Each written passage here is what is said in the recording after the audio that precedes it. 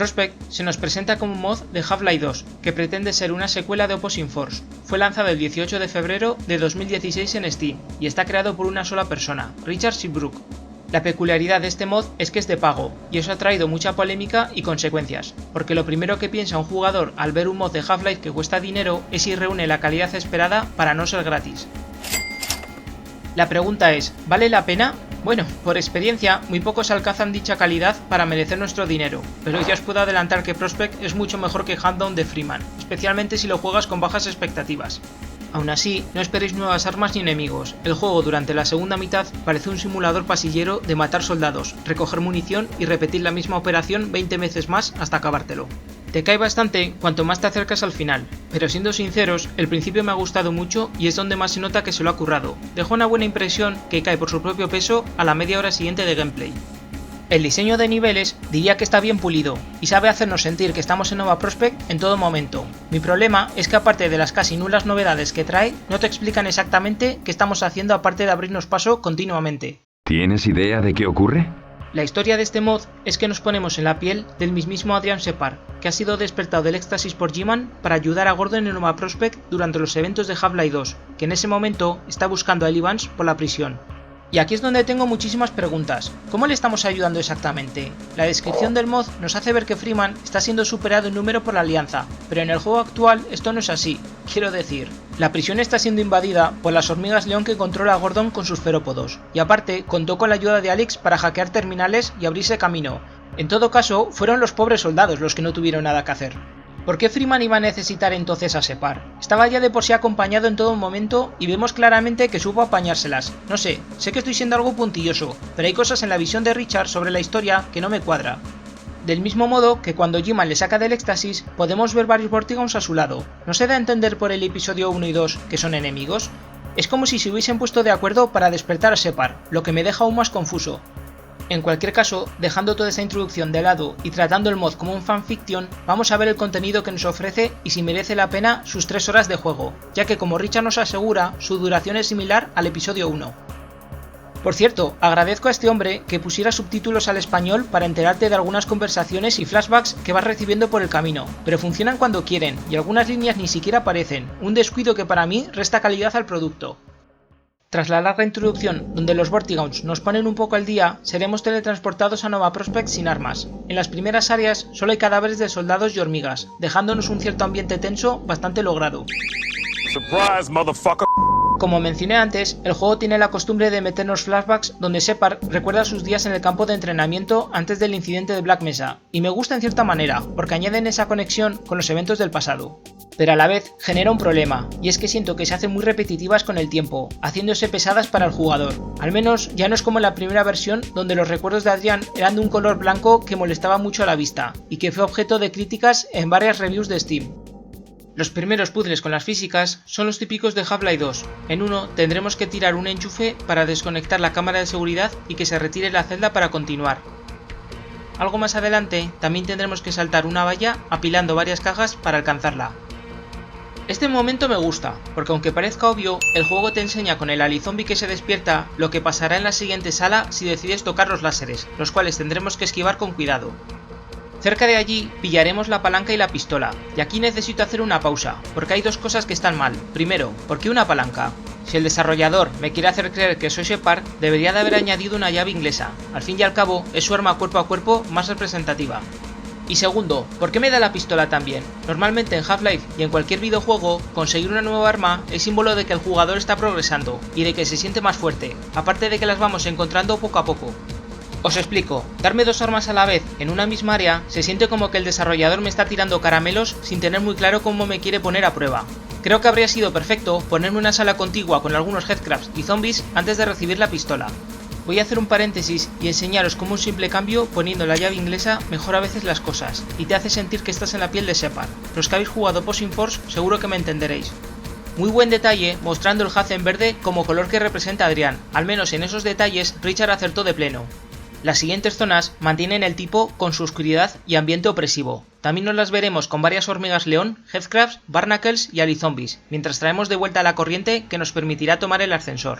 A ver, no es que haya inventado la rueda, pero esta sección con estos enemigos a modo de tutorial antes de enfrentarse a los soldados es acertada, así que un punto para Richard. Pero tristemente se lo tengo que quitar porque justo antes de conectar la corriente recibiremos la escopeta y la SMG a la vez. ¡No! ¡God! Sí, lo sé que soy algo crítico en esto, pero creo que no le habría costado nada separar ambas armas a 5 o 10 minutos de gameplay para dar a cada una un mejor uso y que el jugador no se sienta abrumado recibiendo todas a la vez. Nada más dejarnos el ascensor en la siguiente planta, los soldados de la Alianza nos darán una cálida bienvenida, ya preparados en sus puestos como si nos hubiesen estado esperando. Lo peor es que en esta sala el único espacio para cubrirnos es una columna delgada. En mi opinión es un mal diseño de nivel de cara al jugador, porque no nos da más espacio para maniobrar y... un momento. En la superficie nos las veremos con más soldados y hormigas. De hecho, se ve que Richard le puso empeño a esta parte. Hay varios tanques APCs aparcados y hasta una nave de guerra derribada que me hace pensar que fue una de las que se cargó Gordon con el lanzacohetes. El juego te malacostumbra mucho soltándote un montón de botiquines y baterías de la misma, como un niño en una tienda de chucherías. A veces parece que el juego quiere que tras cada zona superada siempre tengamos 100 de vida y 100 de armadura. Tras atravesar un conducto de ventilación, llegaremos a un pasillo con varias salas donde los Vortigaunts han sido capturados y torturados. En mi opinión, aquí se perdió una gran oportunidad de encontrar uno vivo esclavizado que nos habría explicado algo de lo que estamos haciendo tras liberarlo, o un mínimo de información como una pausa para el jugador tras tanto combate.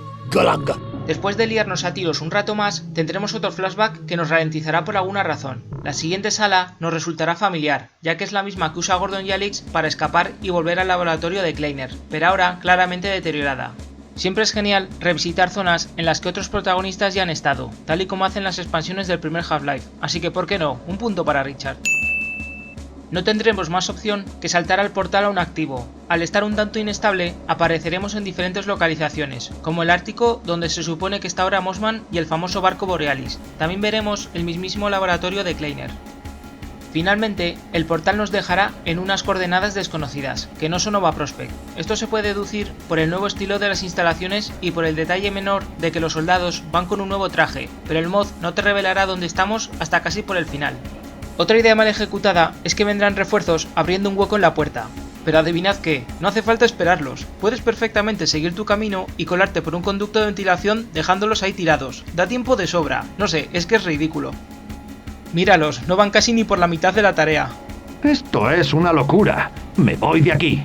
Nada más conseguir el revólver es donde siento que el juego pega un giro de 180 grados y decae en calidad porque vas a estar repitiendo lo mismo las 2 horas que aún te quedan, disparar y disparar. No vas a encontrarte ningún personaje que te explique qué has estado haciendo hasta ahora, ni la forma en la que has ayudado a Gordon, que es algo que el mod pide a gritos para sentir esa conexión argumental con la trama de Half-Life. Todos los pasillos y salas abiertas desde este punto se vuelven muy monótonos, con oleadas de soldados que cargan hacia ti de forma inconsciente y sin tácticas. De vez en cuando aparece alguna robosierra, pero es que ni en el apartado de enemigos sabe dar variedad. Admito que las salas están trabajadas, pero es como un Half-Life sin alma, sin narrativa, sin un objetivo claro más que continuar hacia adelante y pegarle un tiro a cualquier cosa que se te cruce. Al punto que me hace dudar si realmente Richard entiende qué hace a la saga tan grande para los fans.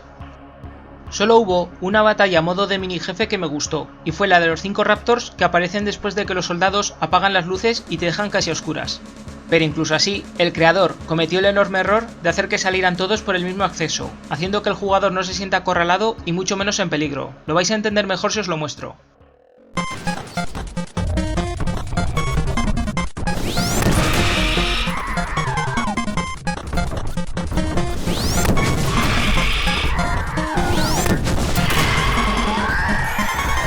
Solo comparad este momento con el episodio 2, donde los Raptors te venían y disparaban por todas partes. Valve conseguía darte esa sensación de sentirse atrapado y superado en número. En Prospect eso no se da. Por muy buen ambiente opresivo que des a la pelea, si me vienen todos los enemigos desde un mismo punto, me voy a quedar campeando sin necesidad de moverme o de cubrirme, porque no doy opciones de que me confundan saliendo desde otras partes de la arena. Quizás aquí estoy juzgando demasiado, pero me da que Richard se siente muy orgulloso de este momento del juego, ya que es el banner que usa en Steam como insignia, pero sinceramente, la pelea podía haberse llevado un poco mejor con lo que acabo de comentar. Y si has disfrutado de esta batalla, olvídate, porque no vas a ver más Raptors en todo el juego. Mirad, soy consciente que Half-Life 2 durante la parte de Nova Prospekt hace algo parecido, caminando por pasillos y matando soldados, pero al menos tenías a las hormigas de tu parte para hacerlo todo menos aburrido. Y cuando te reúnes con Alyx, vuelves a estar conectado con la historia, y sabes que la trama avanza. Aquí, como ya dije, no puedes pretender hacer un Half-Life pasillero sin momentos de pausa o aliados que aclaren tu progreso. Este planteamiento en la saga Doom te lo compro, y mira que sus juegos me encantan, pero es que hasta Doom tiene más historia que Prospect. Otro ejemplo de mala ejecución es un punto donde estaremos en una sala, en la que no dejarán de venir soldados por oleadas. Sin que el juego te diga nada, cualquier jugador pensaría que tiene que aguantar hasta que dejen de venir y alguna puerta se desbloquee, ¿verdad? Pues nuevamente, en Prospect no es así. Los soldados dejarán de salir, sí, pero no se molestará en darte una pista sobre lo que hay que hacer después, hasta que de pura casualidad descubras que desde el principio podías subirte por esta especie de tubería y saltarte toda la batalla. ¿En serio esto es culpa del jugador o un mal diseño? Porque ya van 2 veces que esto ocurre, y se siente más como un descuido del desarrollador que una opción para escapar de las peleas. Mucho más adelante, tras más pasillos con soldados, tomaremos un ascensor que nos llevará al siguiente capítulo. Podremos ver durante la subida, a través de los cristales, un montón de vainas incubadoras, donde originalmente los consejeros de la Alianza duermen. ¿Piensas que el mod está construyendo algún tipo de tensión y que no las vamos a ver con uno? Para nada, solo es parte del decorado, lo que hace todo el momento muy decepcionante a mi ver. Una de las novedades que menciona Prospect es que volvemos a Xen, pero solo durante 5 minutos y sin ningún motivo aparente. Es como si solo estuviéramos de paso para llegar a otro punto de las instalaciones pillando otro teletransporte. La visión de Richard sobre Xen es que ha sido invadida por la Alianza. Hay algunos soldados, una sección plataformera y ya está, eso es todo lo que vas a ver. Honestamente, he visto mejores mapas hechos con Garry's Mod. Al volver a la Tierra, la Alianza nos capturará en el siguiente pasillo, quitándonos todas las armas, similar a cuando Gordon está en la Ciudadela y la pistola antigravedad se sobrecarga. La alarma saltará en toda la base y el campo de energía que nos contenía se anulará, permitiéndonos salir de la celda y recuperar todas las armas. ¿Adivinas para qué? Para matar más soldados. Acertaste. Una de las grandes revelaciones, dicho entre comillas, que tiene este mod es que desde que tomamos aquel portal en Nova Prospect hemos estado nada más y nada menos que en una base espacial a miles de kilómetros de nuestro planeta. Sin un personaje que nos comente algo, siento que pierde mucho impacto de cara al jugador, pero bueno, llegados a este punto, qué pocas cosas buenas ha hecho este juego. Finalmente, llegaremos a una habitación enorme donde parece que tenemos que sobrecargar un núcleo de plasma para hacer volar la base, y a Richard no se le ocurrió otra cosa que meternos más oleadas de soldados como combate final. Algo que me chirría mucho es que nos da lanzacohetes, pero nunca le damos un buen uso. Cualquier jugador se esperaría una batalla contra un zancudo o una nave de guerra al recibir dicha arma, pero es que Prospect no acierta ni hasta en lo más obvio. Tras sobrecargar el núcleo, se da a entender que los Vortigaunts nos teletransportan a una zona segura, antes de que todo salte por los aires. G-Man aparecerá y ¡sorpresa! Los Vortigaunts tratan ahora porque sí de impedir que se acerque a ti, muriendo todos en el intento. G-Man se nos quedará mirando sin comentarnos nada, acabando así Prospect, de la forma más anticlimática posible. Sinceramente, creo que este mod es el mejor ejemplo que se me ocurre de un desarrollador con potencial en crear niveles, pero no en darles un sentido o contexto de por qué los estamos recorriendo. Los recuerdos de Adrián se quedan en algo que no llevan a nada al final. Nadie nos justifica siquiera por qué hemos ido a esta especie de base lunar tras Nova Prospect y la hayamos hecho explotar. ¿Todo era un plan de G-Man? Ya sé que la variedad de enemigos en Half-Life 2 y sus episodios no es muy grande, pero ¿por qué ni siquiera nos enfrentamos a un zancudo o una hormiga león guardiana en algún punto? Es todo muy aburrido y al final solo quieres terminártelo y desinstalarlo. Valoro que sea el trabajo de una sola persona, y por eso le doy el aprobado raspado. Pero insisto, habría sido perfecto encontrarnos a un rebelde Vortigaunt que nos aclarara qué está pasando, o hacernos ver cómo progresamos en este viaje tan peculiar y monótono. Si aún así queréis darle una oportunidad y comprarlo, por 2 euros o dólares, pienso que merece la pena. Ignoro cómo le han ido las ventas, pero se tenían planes de expandir el mod con zonas al aire libre en un bosque llamado Black Forest. Incluso publicó varias imágenes de su progreso en 2017. Por desgracia, todo esto lo tiró por la borda al confirmar hace más de 3 años que pensaba hacer un remake de Prospect con el motor del Unreal. Nada más se ha sabido del juego hasta entonces. La última publicación oficial fue en mayo de 2020, y solo para avisar de una rebaja. Repito, no es mal juego para estar hecho por una sola persona, pero por su precio te sale más rentable comprarte Black Mesa, que es el perfecto ejemplo de un mod de pago con calidad. Dicho todo esto, espero que hayáis disfrutado de este análisis y nos vemos en el próximo vídeo. ¡Hasta la próxima!